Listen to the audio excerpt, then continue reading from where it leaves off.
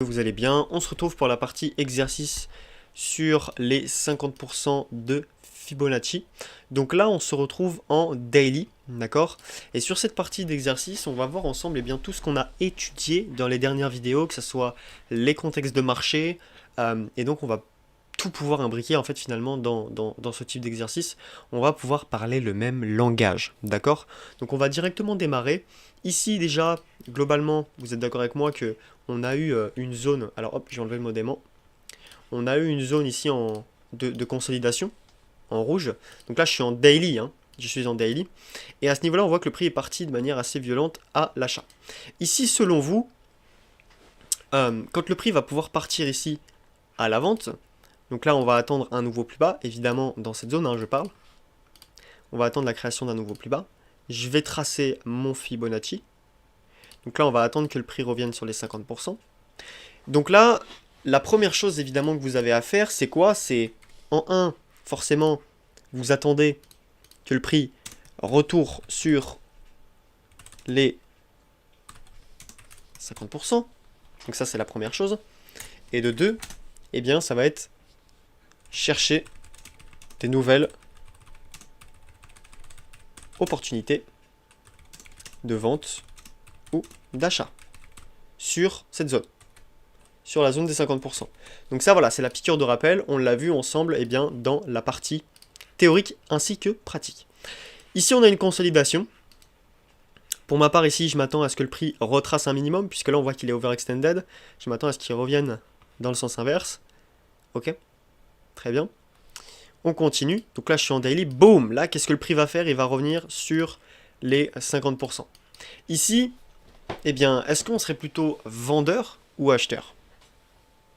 À vous de répondre dans votre tête ou peu importe. Ici, évidemment, la réponse est vendeur. C'est-à-dire qu'en fait, à l'intérieur, dès que le prix va revenir sur les 50% ici, on va pouvoir chasser des nouvelles opportunités de vente. D'accord? Donc là, on sait que la tendance, maintenant, elle passe baissière. Parce que là, en fait, finalement, on l'a vu, on a notre BOS de consolidation. Donc là, on s'aperçoit finalement donc que le prix, ici dans cette zone en rouge, on s'aperçoit que le prix vient de casser à la baisse la consolidation, donc on va potentiellement pouvoir s'attendre à une expansion baissière. D'accord? Donc là, on voit que le prix est revenu sur les 50%, très bien. Là, on peut chasser des nouvelles opportunités d'achat. Maintenant, si je me place à ce niveau-là, entre ce low et ce high, on voit que le prix entre les deux, ici, il était venu sur les 50%. De ce mouvement, j'ai pris cette bougie noire, ainsi que ce high là. D'accord? Cette bougie noire, ainsi que le high là. Ok? Donc là, on s'aperçoit que le prix est revenu au niveau des 50%. Donc là, logiquement, rappelez-vous, consolidation égale équilibrium. Le but, c'est d'anticiper également une consolidation. Là, on peut potentiellement avoir une consolidation. C'est ce qui s'est passé. C'est ce qui s'est passé. Très bien. On va avoir un nouveau mouvement. On va avoir ce high ainsi que ce low. Ok, le prix part. Très bien, il ne revient pas. On va avoir maintenant ce high ainsi que ce low. Et là, on va s'apercevoir que le prix va pouvoir revenir sur les 50%. Ici, on va chercher des opportunités d'achat ou de vente. Ici, évidemment, vous l'avez compris, on va chercher des opportunités de vente. On voit que le prix repart à la vente à nouveau de plus belle sur cette zone-là. Ok? Même chose ici. On voit que le prix va partir sur cette zone-là. Et pour vous faire en simple, on va faire un exercice comme ceci. Donc, je vais vous tracer des zones avec 50% ou pas. Et on va voir ensemble où est-ce que le prix va pouvoir rebondir. Ok? Admettons qu'on ait une zone, disons comme ceci.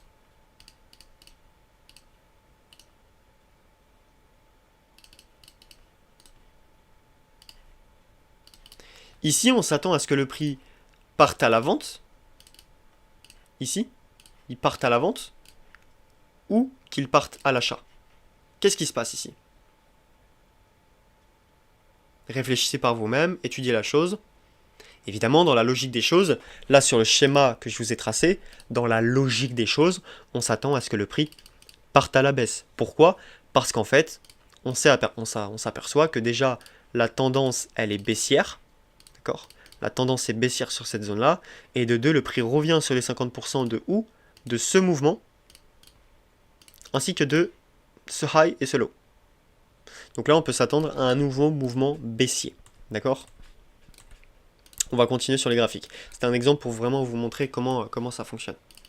On continue. Très bien.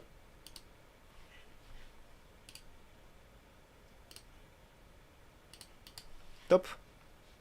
Donc là, qu'est-ce qui va se passer? Selon vous? Qu'est-ce qui va se passer ici? Selon vous? Est-ce que le prix va plutôt revenir à l'achat ou repartir à la vente?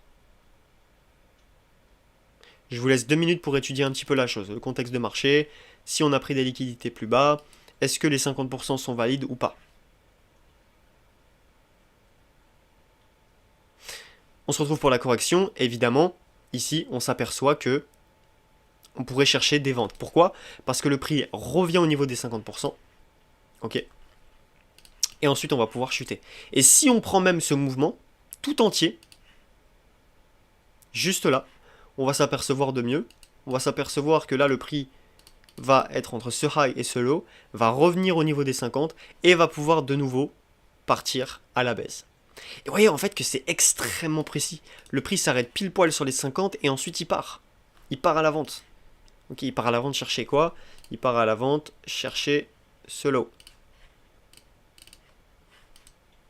Ok? Donc vous voyez que c'est extrêmement précis. Ça donne beaucoup d'indications. D'accord? Moi je vous invite à vous entraîner par vous-même, parce qu'honnêtement, c'est vrai que les 50%, c'est vraiment pas très compliqué. On a un mouvement high ou low. Par exemple, là, je vais avoir un mouvement comme ceci. Très bien. Bon, bah là, c'est ni plus ni moins que la même chose. On trace mon 50% de ce niveau à ce niveau. On attend qu'ils reviennent dessus. Et ensuite, qu'ils partent. Dans le sens contraire, c'est la même chose. On va avoir ce niveau précis. Je vais attendre que le prix revienne sur mes 50%.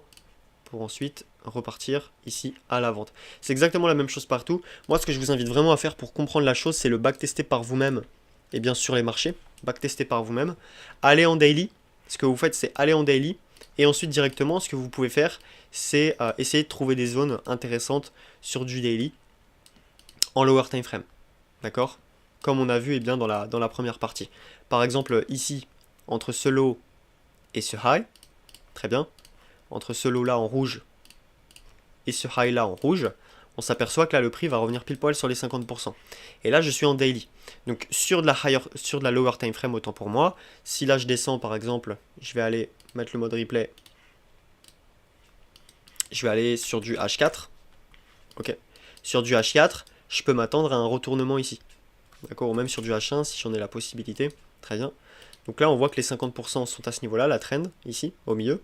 Donc là, on peut s'attendre à un mouvement haussier. Donc là, qu'est-ce qui se passe? On voit que le prix réexplose tout simplement à l'achat. Boom! Il réexplose à l'achat. Et là, c'est un très très bon mouvement acheteur. Très très bon mouvement acheteur. Ça peut nous donner beaucoup d'indications pour l'achat. Imaginez si ici, par exemple, si on se fie au contexte de marché, si ici on se fie au contexte de marché, on s'aperçoit que le marché il va revenir où? On s'aperçoit que le marché ici va revenir sur un bullish order block. Très bien. Et donc là, par exemple, on peut s'apercevoir que le prix explose ensuite à l'achat. D'accord? Bullish order block ou order block de manière générale est égal expansion. On voit qu'ici dans la zone en rouge que je vais vous tracer, on voit que le prix explose à l'achat. Tout ça grâce à quoi? Tout ça grâce à juste les 50%. C'est extrêmement puissant. Extrêmement puissant. On va prendre ce low et ce high, à condition que ça soit un high. Très bien. Là, on voit que pareil, le prix revient. Ok. Donc là, je vais vous délimiter ceci. Entre ce low là en rouge et ce high là en rouge, j'ai tracé mon Fibonacci à ce niveau-là. Très bien, je vais vous enlever celui-ci. On voit que le prix revient sur les 50%. Il revient même un tout petit peu plus bas à ce niveau-là sur l'order block. Ok. Et on s'aperçoit directement ensuite que le prix réagit très bien à l'order block. Et là, on va pouvoir targeter tout simplement des plus hauts. Ok. Donc j'espère que cette vidéo vous aura plu, n'hésitez pas à revoir la partie théorique, la partie pratique, et surtout, surtout, à le backtester par vous-même. Parce que honnêtement, il n'y a pas plus simple, je n'ai pas dit facile, j'ai dit simple. Il n'y a pas plus simple que les 50%. D'accord? Je répète, je n'ai pas dit facile, j'ai dit simple. Il n'y a pas plus simple à comprendre et à mettre en place que les 50%. D'accord? Donc je vous invite à backtester par vous-même. La stratégie, encore une fois, c'est que c'est la même chose, c'est du daily, d'accord? En 1, ce qu'on fait, c'est que donc on va en time frame daily. Je vais mettre 1D comme daily. En 2, je vais aller tout simplement, dès qu'on vient sur les 50%, dès que le prix revient sur les 50% de mon dernier mouvement, je cherche des nouvelles opportunités d'entrée. Ok. Et en 3, bah donc c'est en lower time frame, du type voilà, du type H1, du type H4, du type, si vous le souhaitez également, du M30, du M15, et etc., etc., etc. D'accord? Donc la stratégie, c'est celle-ci. Et elle fonctionne. On l'a vu ensemble, et bien dans la partie théorique, dans la partie pratique, et maintenant on le voit rapidement en quelques exercices. Ok? Donc j'espère que cette vidéo vous aura aidé, j'espère qu'elle vous aura plu, et puis à très vite pour une prochaine vidéo.